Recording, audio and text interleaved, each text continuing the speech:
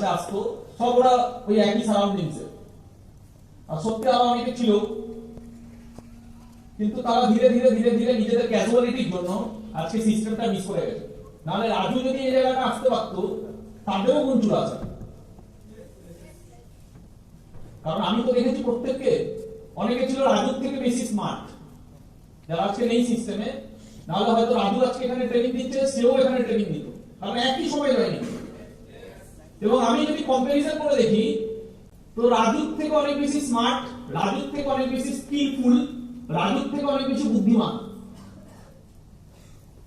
এরকম কিছু মেয়ের মুখ মনে করছে আমার, কিছু ছেলের মুখ মনে করছে আমার, একই সময় হয়নি। বিজনেস তারা খুব সুন্দরভাবে করতে পারত, কিন্তু কথা বলে ইচ্ছা শক্তি,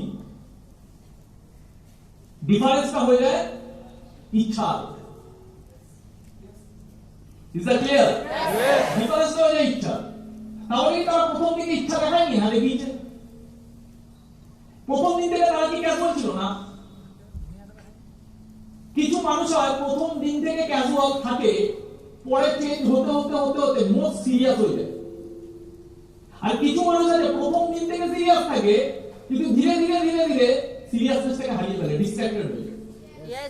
যেমন আমি আমার লাইফটাকে শুরু করেছিলাম মোস্ট ক্যাজুয়ালিটিতে, ট্রেনিং বাঙ্ক করা, সিনিয়রদের নামে উল্টোপাল্টা কথা বলা, ট্রেনিং এর প্রত্যেকটা কথাকে ব্যঙ্গ করা,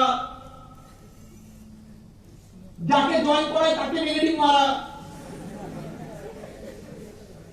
আমি সিস্টেমে জয়েন করার আগে ওকে নেগেটিভ মারতাম মানায়, আমি সিস্টেমে অ্যাডমিশন নেওয়ার পরে আমি যাকে জয়েন করাই তাকে নেগেটিভ মারতাম।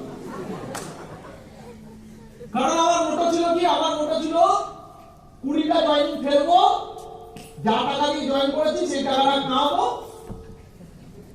তাই আমার সিস্টেম নিয়ে কোনো ইমোশন ছিল না। আমি এখানে কম্পিউটার শিখতে আসিনি, কারণ তখন অত বুদ্ধি আমার হয়নি। আমার এখানে হেলথ নিয়ে অত অ্যাওয়ারনেস ছিল না, কম্পাউন্ডিং, বিজনেস এইসব তো মাইন্ডসেটই ছিল না। কিন্তু লোক, বাংলা কথায় যেটাকে বলে লোক ধরা, ক্লিয়ার? ট্রেনিং গুলো লোক ধরার জন্য না। কারণ আমি যখন ট্রেনিং আসতাম না প্রথম 6 মাস 8 মাস, তখন অলরেডি আমি কম করে মিনিমাম 8-9 জনের টিম বানিয়ে ফেলেছিলাম। মানে পার্সোনাল জয়েনিং করছি, কম্পাউন্ডিং এ না, কম্পাউন্ডিং আরো বেশি। আমি প্রথম 3 মাস 4 মাস 5 মাস 6 মাসে 7-8টা জয়েনিং তো ফেলে দিয়েছি, ট্রেনিং এ না আছে। তাহলে লোক ধরার জন্য ট্রেনিং এর দরকার নেই, আছে কি না? লোক ধরার জন্য ট্রেনিং এর দরকার নেই। এবং যাদেরকে আমি জয়েন করাতাম তাদেরকে আমি ট্রেনিং আসতে দিতাম না। ওদের সবার কাজ হবে প্রত্যেকদিন রেডি হয়ে আগে আমার বাড়ি আসবে, তারপর আমি রেডি হতে যাব। আমি সেলিব্রিটি আর কি, বুঝতে পারছি? মধ্যমণি ওরা সব রেডি হয়ে আমার বাড়িতে ঢুকবে 11টার দিকে। 11টার পরে ওরা আসার পরে আমি রেডি হতে যাব। তার 1 ঘন্টা 1.5 ঘন্টা পর বেরোনোর পরে রাস্তায় দাঁড়িয়ে ডিসিশন নেব আজকে আমরা কোথায় যাব। ট্রেনিং হবে নাকি অন্য কোথাও? তাহলে এটা কি মোস্ট ক্যাজুয়ালিটি? তো কিন্তু মোস্ট ক্যাজুয়ালের সাথে জীবন শুরু করার পরেও কোথা থেকে মানুষ কোথায় চলে যেতে পারে, শুধুমাত্র সময়ের সাথে সাথে সে নিজেকে বদলে গেছে। আবার কেউ কেউ আছে প্রথম দিন থেকে খুব সিরিয়াসলি বিজনেস শুরু তো করে, কিন্তু সে ধীরে ধীরে ধীরে ধীরে ডিস্ট্রাক্টেড হয়ে যায়।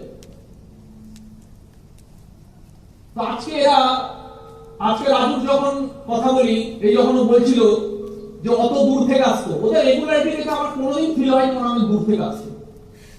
একটা মানুষ এতটা রেগুলার, এরা রোজ ট্রেনিং আসতো, রোজ রোজ অফিসে আসতো, রোজ কাজে বেরোতো, রোজ রোজ, কোনোদিন কামায় কোনোদিন এক্সকিউজ, একদম পারফেক্ট কথা বলেছিল। প্রথম দিন থেকে দেখেছি এদেরকে প্রত্যেককে, সেটা রাকেশকে হোক, মাম্পিকে হোক, ঘনশ্যামকে হোক, রাজুকে হোক, এদের 4 জনকে রোজ।